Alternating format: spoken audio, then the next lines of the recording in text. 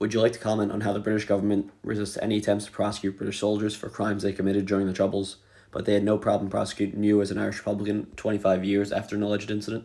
Well, I mean, that's the British for you, you know. I mean, we shouldn't really expect too much from them.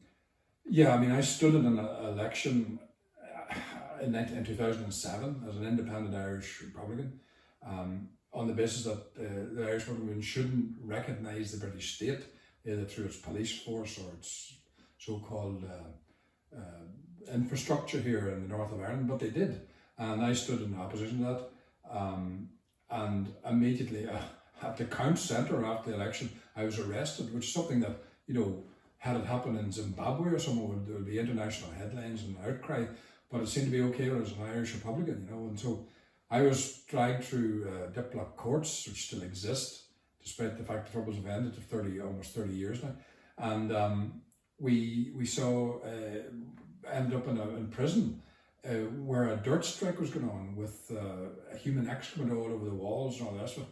But despite the fact that I had suffered a heart attack and all the rest, I, thanks to God, survived all that and came out the other end.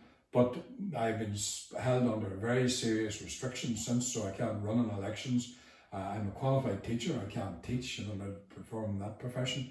And I can't speak out. So this is quite radical doing what I'm doing here, because most of the time I'm prohibited from giving interviews or doing anything of that nature. But just this last few days, the British have changed the laws again. They've introduced an amnesty or they proposed to introduce an amnesty for their own British soldiers who gunned down Irish men and women throughout the Troubles, so they won't have to face any trial or any prison.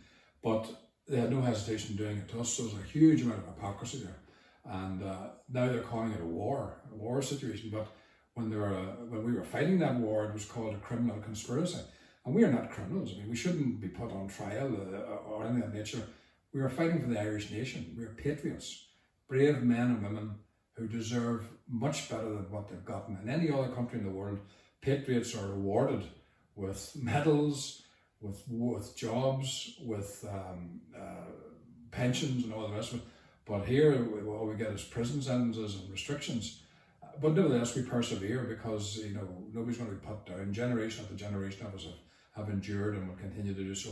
And the bottom line is the English must get out of Ireland. The English state must get out of Ireland. Simple as that. And we have to establish an independent Irish nation run by the Irish.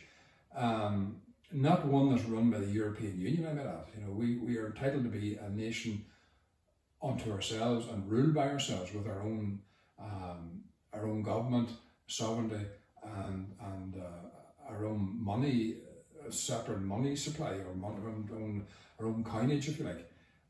So a lot of things have to be done yet, I'm afraid.